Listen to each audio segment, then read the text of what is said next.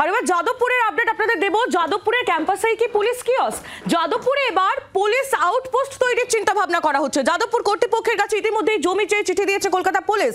গত ১ মার্চ আপনাদের মনে থাকবে ব্রাত্য বসু তিনি যেতেই উত্তাল হয় যাদবপুর বিশ্ববিদ্যালয়। ইতিমধ্যেই ব্রাত্য বসুর বয়ানও রেকর্ড করেছে লালবাজার, এমনটাই সূত্র মারফত খবর পাওয়া যাচ্ছে। আর এবার যে চিন্তা ভাবনা করা হচ্ছে যাদবপুরের ক্যাম্পাসেই পুলিশ আউটপোস্ট তৈরির ভাবনা। যাদবপুর কর্তৃপক্ষকে জমি চেয়ে ইতিমধ্যেই চিঠি দিয়েছে কলকাতা পুলিশ। যাদবপুর বিশ্ববিদ্যালয় ঘটনা, শিক্ষামন্ত্রী ব্রাত্য বসু তিনি সেখানে যেতেই উত্তাল হয়ে ওঠে যাদবপুর ক্যাম্পাস এবং তারপর একটার পর একটা ঘটনা। তার এবার যাদবপুরে কি পুলিশ কিয়স্ক প্রশ্ন উঠছে।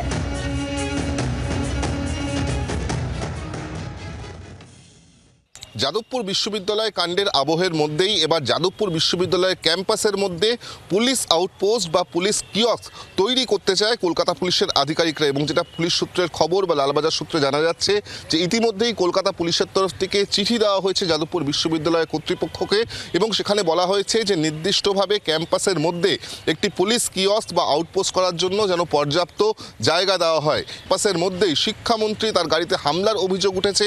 একজন যাদবপুর বিশ্ববিদ্যালয়ের ছাত্র তিনি আহত অবস্থায় হাসপাতালে পর্যন্ত ভর্তি হতে হয়েছে। এই পরিস্থিতিতে দাঁড়িয়ে যখন যাদবপুর বিশ্ববিদ্যালয়কে কেন্দ্র করে রাজ্য রাজনীতি উত্তপ্ত হয়ে রয়েছে, সেইখানেই কিন্তু কলকাতা পুলিশের তরফ থেকে মনে করা হচ্ছে যে যাদবপুর বিশ্ববিদ্যালয়ের মধ্যে একটি পুলিশ আউটপোস্ট বা পুলিশ কিয়স্কের প্রয়োজন রয়েছে। সেই নিরিখেই তারা যাদবপুর বিশ্ববিদ্যালয় কর্তৃপক্ষকে চিঠি পাঠিয়েছে, এমনটাই লালবাজার সূত্রে জানা যাচ্ছে। জি ২৪ ঘন্টার জন্য ক্যামেরায় অরিন্দম সরকারের সঙ্গে বিক্রম দাস ও পিয়ালি মিত্র, কলকাতা।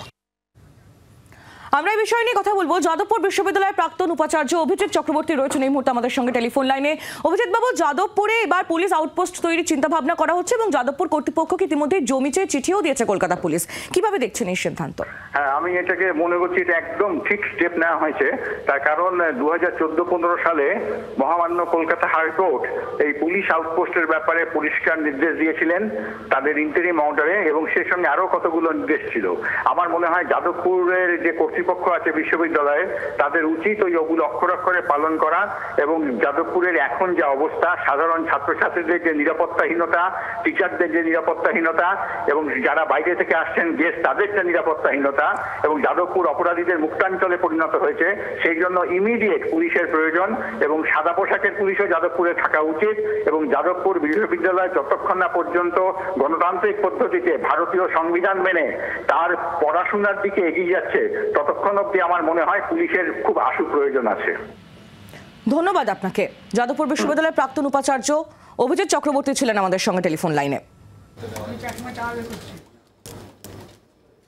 একদিকে যখন পুলিশের তরফ থেকে যাদবপুর ক্যাম্পাসে কিয়স্ক তৈরি করার ভাবনা চিন্তা করা হচ্ছে, অন্যদিকে রাজনৈতিক কর্মসূচিতে নিষেধাজ্ঞা প্রত্যাহার করলো কলকাতা হাইকোর্ট। যাদবপুরে রাজনৈতিক কর্মসূচিতে 13ই মার্চ পর্যন্ত নিষেধাজ্ঞা ছিল, সেই নিষেধাজ্ঞা প্রত্যাহার করলেন বিচারপতি তীর্থঙ্কর ঘোষ।